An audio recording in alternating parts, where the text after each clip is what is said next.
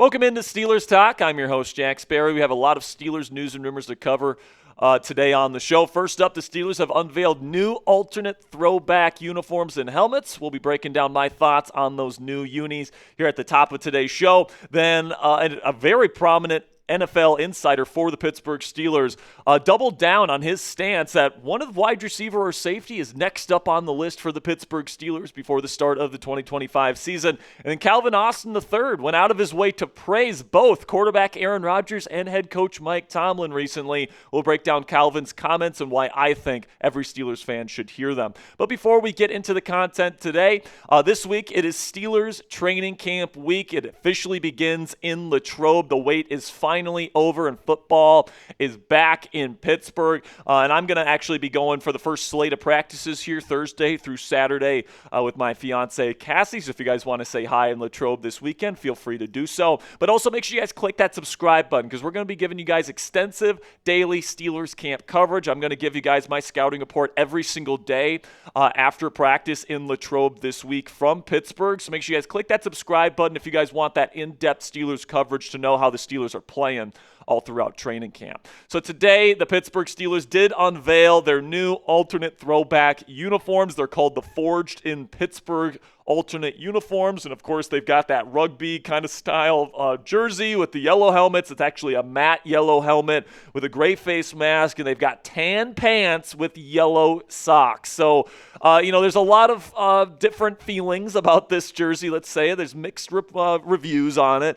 But honestly, I'm not really digging them, guys. I really don't like the tan pants. The jerseys look more like rugby jerseys to me. And I understand and I appreciate the fact that they're trying to pay homage to the start of the organization and all that different stuff. And I do like that they went back to a yellow helmet here. That's something that I was calling for. But personally, my grade for these jerseys, because I'm not the biggest fan of the jersey itself, I'm not the biggest fan of tan pants, no matter who wears them, I'm actually going to give it a D. I like the helmet, and honestly, the helmet is the saving grace for me. But I think there's a reason why modern-day, NFL franchises don't wear rugby-style jerseys. It's because they don't look good on American football. I'm sorry, I just don't think that that's the case. Now, I do think there's a lot of potential with this new yellow helmet. I actually kind of hope that they wear this yellow helmet when they go to their Color Rush jerseys when they play the Dolphins on Monday Night Football this year at home. So I do like the helmets. That's the one thing that I can say about it. And then another thing I can say about it, and really the only issue with this particular matchup, because the Steelers are playing the Green Bay Packers in that Week 8 matchup that they're wearing these uniforms on, Green Bay's helmets are also yellow. So there's some clashing there. And because of that, I think that Green Bay will probably wear their white helmets, their white alternates with their white uniforms. And we're going to have a gold/yellow versus white matchup under the lights at Acrisure Stadium when Aaron Rodgers plays his former team in Week 8. So that's kind of the matchup I'm expecting here, but let me know what you guys think down there in the comments section. Grade these new unis. Give me an A, a B, a C, a D, or an F. I know there's a lot of mixed feelings about these uniforms, but let me know what you guys think down there in the comments section. A, B, C, D, or F for today's pinned question. YouTube's going to throw you an ad break here in just a couple of seconds, and when that happens, take advantage of that time by letting me know your thoughts on the new Steelers alternate throwbacks. And with that, let's have a word from our sponsor today at Fanatics, where you guys can get a brand new Steelers sweatshirt, 50% off from our friends at Fanatics today when you go to chatsports.com/pithoodie. It also helps out the channel because we get a part of the proceeds of every single purchase made on this specific item when you use our link, chatsports.com/pithoodie. So if you're planning on getting another Steelers hoodie in your collection for this season, you guys can take care of that right now and get it 50% off when you use our link down there in the comments and description of today's show, chatsports.com/pithoodie. So now Mark Kaboly of the Pat McAfee Show has now doubled down that the Pittsburgh Steelers will probably add a safety at some point before the start of the 2025 NFL season. This is what Kaboly had to say over the weekend. I don't think Omar's done yet with safety. You talk about not doing your due diligence of trying to improve a defense and create competition by just handing a starting job to Juan Thornhill, who had a below-average season last year. I mean, that has to be on their mind. Maybe it's not now. Maybe it's in August when when they cut some people or they can move some people around, but you would have to believe that that's something that they're really looking at right now, talking about adding a safety. Now, when it comes to adding a safety, guys, I think, it's definitely possible. I think that they could certainly go out and get a safety, but I also think the Steelers are probably in a wait-and-see mode at this point in time, all right? I think they have a certain, set of players that they want to see how they open up camp, and if none of those players step up and they're given roles, then I think the Steelers could move to free agency to add a safety or potentially even a wide receiver. At receiver, they're going to be looking at guys like Calvin Austin III, Roman Wilson, and Robert Woods. Really specifically, I think Roman Wilson and Robert Woods, because they're going to need somebody that they can trust out there on early downs to run block. And if Roman Wilson and Robert Woods aren't getting that job done, then they might turn to somebody like a Gabe Davis. And then Juan Thornhill and Sebastian Castro, the UDFA out of Iowa, are going to be the two safeties that they look at. And if neither one of those guys are getting the job done, then they would probably look to free agency to add a safety midway through training camp. And, like I said, if they add a wide receiver, I think it's probably going to be Gabe Davis. They did bring him in for a visit.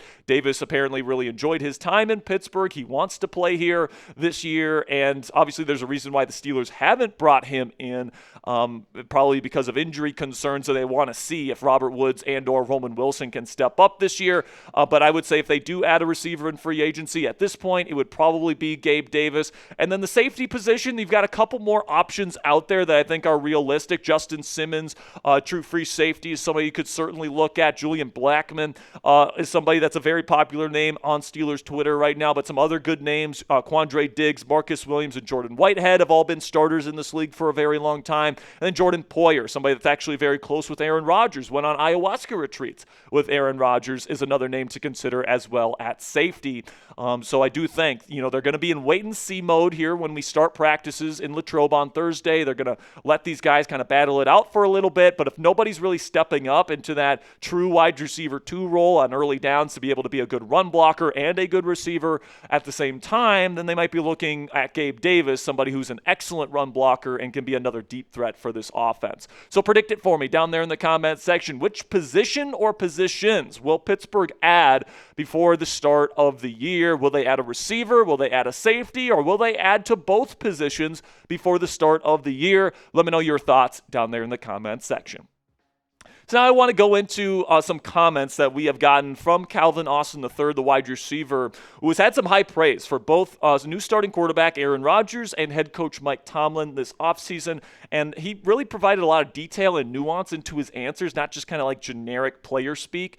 So I wanted to share what he said about these two guys with you. Let's start with Aaron Rodgers here, where Calvin, talking about his time with Rodgers in Malibu, saying spending time at Aaron's crib, just chilling, talking and getting to know him. We went out to Nobu, which is a steakhouse. That was probably one of the best experiences. It was good food and the view was great. We probably ate for like 3 hours. We were just talking. We weren't even thinking about the time because we were real deal chopping it up. We were talking about life, what we think about things, just everything. Looking back at that was so pivotal going into this training camp because now I feel extremely comfortable with him talking about Rodgers. Being out there with him in Malibu and talking one-on-one with him and the rest of the receivers and really seeing how he thinks about football. He thinks about the game. For example, he's going over 2 minutes and what his mindset is. His mindset is, quote, we're going to do this because I know the defense is going to do this and they don't want to do this, unquote. You see that experience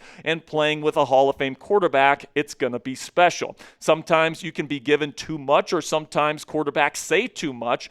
Aaron just broke it down like get open on time with my feet and cadence. Anything else we can work with. It's not like this, you have to be here. He just lets you play football. We on that level now. The chemistry and all that stuff you can't measure are the things that help you win close games. So listen, guys, I was told Rodgers, couldn't build chemistry with receivers if he wasn't at OTAs. Well, I also said, that was true, but that chemistry could also be picked up by a trip to Malibu, which is exactly what Aaron Rodgers did with his weapons. And I was also told that Rodgers was a bad and selfish teammate and everyone was going to hate him on this football team. Well, that certainly hasn't been the case.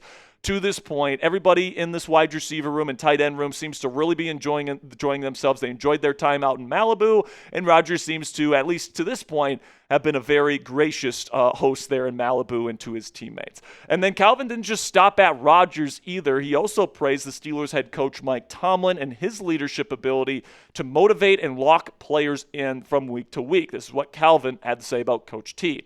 We definitely, as a team, ignore the calls to fire Coach Tomlin. When the coach comes in that Wednesday morning and outlines how the exact game is going to go, what's their offensive coordinator's mindset, what's their defensive coordinator's mindset, and the game goes exactly like that, we can't come in and be like, I don't know.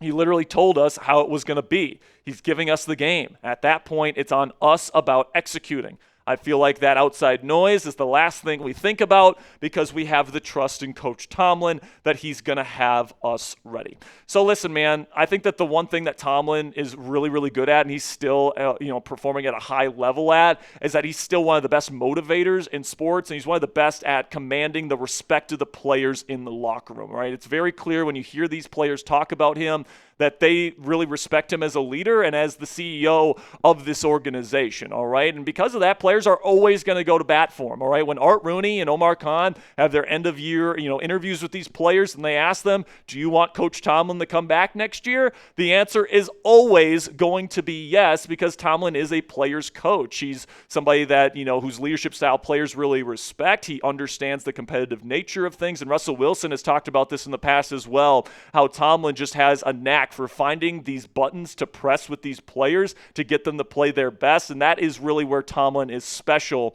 as an NFL head coach. But that doesn't mean that, Tomlin's a perfect head coach, and a lot of the concerns that people have brought up about Tomlin as a head coach are very, valid. There's more to being a head coach in the National Football League than just being able to motivate a locker room or earn the respect of the players in that locker room, right? There's there's game management, there's team building, there's defensive philosophy and scheme, and you could certainly argue that Tomlin has fallen short on a lot of these areas. All right, he's a defense first team builder. That's something that I have been critical of this organization for a very long time for, is that they spend too much money on defense in an offensive league. Also, they have that old school kind of defensive scheme, kind of the old school almost Tampa 2 fire zone based defense here that they've run forever. Also, I think that Tomlin's had his moments of poor game management, not using challenges correctly, not using timeouts correctly at the end of halves or games. We've certainly seen examples of that. He's had trouble getting the offensive coordinator hire right because he's not an offensive mind, so his ability to identify offensive play calling talent maybe hasn't been the best. He's also had a hard time finding the right quarterback to replace Big Ben Roethlisberger, who he was handed heading into the job, by the way. And also there's been some really bad collapses defensively, his side of the football in the postseason. That can at least be partially contributed to him. So I think that this year, guys, a lot of Mike Tomlin and his future with the Pittsburgh Steelers rides on Arthur Smith and how the offense does this year and how Aaron Rodgers performs this year. Because if he gets another offensive coordinator and another quarterback, addition wrong here in Pittsburgh, I think we're probably looking at a below 500 record here in Pittsburgh this year. And if that happens, then I think Tomlin will probably be traded next offseason. I don't think Tomlin is going to want to stick around here if he doesn't see the future of this team being bright. And if that's the case, I think the Steelers will say, you know what, we'll find someone willing to trade a draft pick for you, which that would almost certainly be the case. Tomlin would be probably the hottest commodity on the coaching market next year if he hits that market. So I don't think the Steelers would have any issue finding a draft pick in exchange for Coach T. But I will say this, guys, I think more than likely Arthur Smith in the offense and Aaron Rodgers in the offense are going to have some level of success this year. The Steelers will probably get to double-digit wins again this year and once again make the postseason, keeping Tomlin's job safe for yet another season. So finish up for us here on today's show by answering this question. What are the odds that Mike Tomlin is still the Pittsburgh Steelers head coach in 2026? So that's 2 seasons from now. Give me a 0, meaning no chance that he's going to be here next season, or 100, meaning there's a definite chance, or even a number in the middle. Let me know the percent chance Tomlin is still here next season down there in the comments section. And that'll be it for today's edition of Steelers News and Rumors. Thank you guys so much for sticking with me here to the very end of today's show. We got more coverage coming your way tomorrow on the Black and Gold, so click that subscribe button for all the latest.